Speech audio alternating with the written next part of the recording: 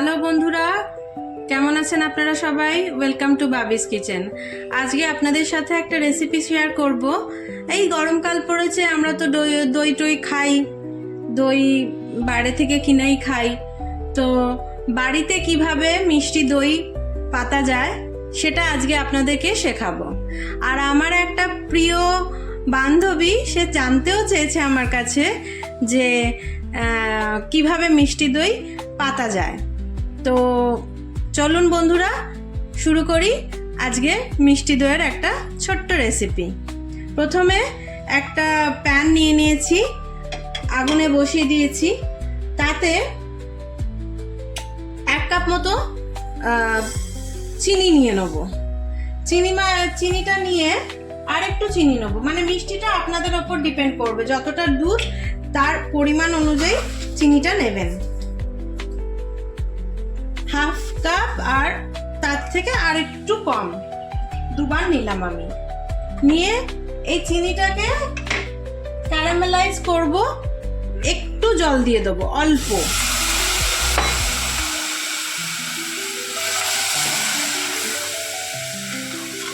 এটা একদম হালকা আছে ক্যারামেলাইজ করে নেব চিনিটাকে।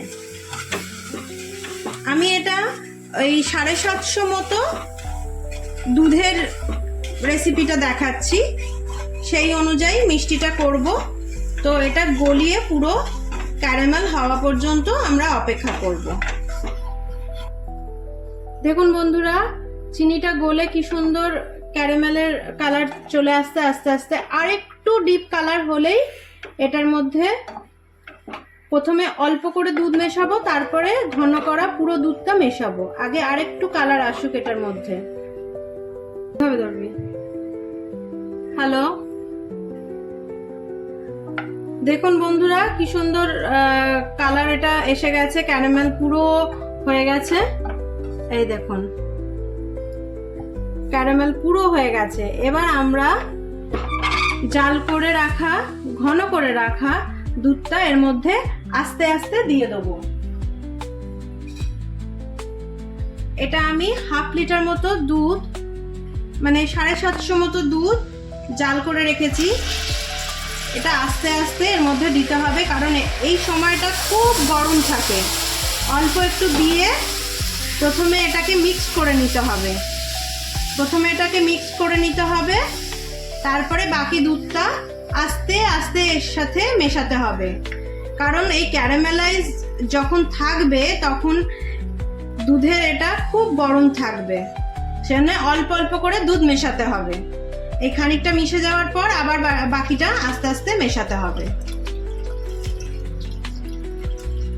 পুরোটা দুধ মিশিয়ে দিলাম, ঘন করে রাখা দুধটা পুরোটা মিশিয়ে দিলাম। মিশিয়ে দিয়ে ভালো করে এবার এটাকে নাড়াচাড়া করে নেব। এবার এই সময়ে আমি খানিকটা গুঁড়ো দুধ এর মধ্যে মিশিয়ে দেব। কিছুটা গুঁড়ো দুধ এর মধ্যে মিশিয়ে দিতে হবে।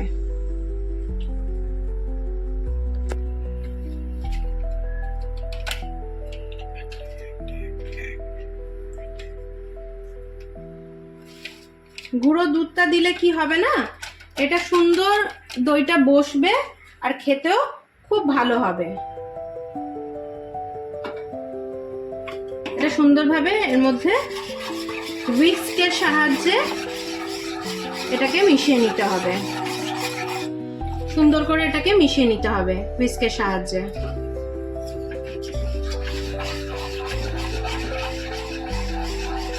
মিশিয়ে নিয়ে এটা এবার একটু ঠান্ডা করতে দিতে হবে। পুরো ভালো করে মিশিয়ে নিয়ে এটাকে একটু ঘন করে ঠান্ডা করতে দিতে হবে। দেখুন বন্ধুরা, খানিকটা দই নিয়ে এরকম জলটাকে ছেঁকে বার করে নিতে হবে, যেটা আমরা ফেটিয়ে ওই ঘন করা ক্যারামেলাইজ দুধের মধ্যে মেশাবো। এরকম ভাবে জলটাকে ঝরিয়ে নিতে হবে। খানিকক্ষণ রাখলেই জলটা ঝরে যাবে। এবার দুধের পরিমাণ অনুযায়ী দইটা নিতে হবে। আমি এখানে বড় চামচে 3 চামচ মতো দই নিয়েছি জল ঝরানোর জন্য। যেই পাত্রে দইটা বসাবো সেই পাত্রে খানিকটা এই টক দই নিয়ে গায়ে একটু মাখিয়ে দিতে হবে, যাতে ভালো করে সুন্দর করে দইটা বসে। এরমভাবে দইটা দুটো পাত্রে, আপনাদের যেরকম পাত্রে দই বসাবেন সেরকম ভাবেই, আমি মাটির ভাঁড় নিয়ে নিয়েছি, কাঁচের পাত্রেও দই বসানো যায়, কোনো অসুবিধা হবে না। যে কোনো পাত্রেই আপনারা দই বসাতে পারেন, কিন্তু মাটির জিনিস হলে বেশি ভালো হয়। তার গায়ে খানিকটা টক দই মাখিয়ে রাখলাম।